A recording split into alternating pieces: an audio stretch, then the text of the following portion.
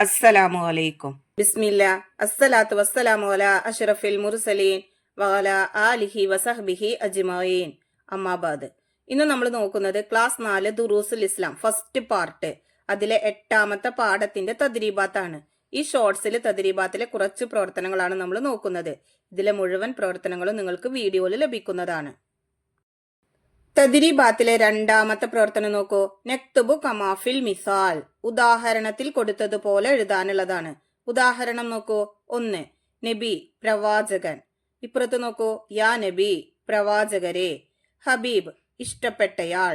അപ്പൊ നമ്മൾ എന്താ എഴുതുക? യാ ഹബീബ് ഇഷ്ടപ്പെട്ടവരെ. റസൂൽ ദൂതൻ. യാ റസൂൽ ദൂതരെ. ജദ്ദുൽ ഹുസൈൻ ഹുസൈൻ അവരുടെ വല്യുപ്പ.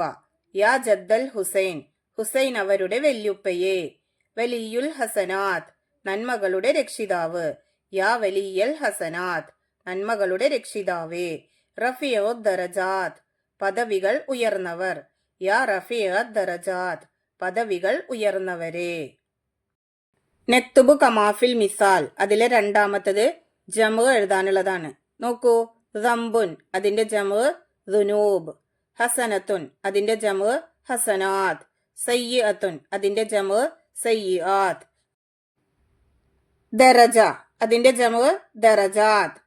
അടുത്തത് നോക്കൂ. ഖതീഅ അതിന്റെ ജമു ഖതീആത്ത്. സ്വാലിഹ അതിന്റെ ജമു സ്വാലിഹാത്ത്. അസ്റ അതിന്റെ ജമു അസറാത്ത്. ബദ്റുൻ അതിന്റെ ജമു ബുദൂർ. ദഅവ അതിന്റെ ജമു ദഅവാത്ത്.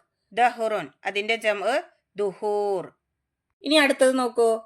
നക്തുബു കമാഫിൽ മിസാൽ. അതിലെ 3ാമത്തത് അല്ലാഹു ഗഫാറുൻ. അല്ലാഹു ഗഫാറു ദുനൂബ്. അതുപോലെ നമ്മൾ ബാക്കിയുള്ളത് എഴുതാനുള്ളതാണ്. അല്ലാഹു സത്താറുൻ. അപ്പൊ നമ്മൾ എങ്ങനെ എഴുതുക? അല്ലാഹു സത്താറുൽ മസാവി. അടുത്തത് അല്ലാഹു മുസ്തജീബ്. അല്ലാഹു മുസ്തജീബു ദഅവാത്ത്. ഇതിലെ ബാക്കി പ്രവർത്തനങ്ങൾ നിങ്ങൾക്ക് വീഡിയോയിൽ ലഭിക്കുന്നതാണ് ഇൻഷാ അല്ലാഹ്.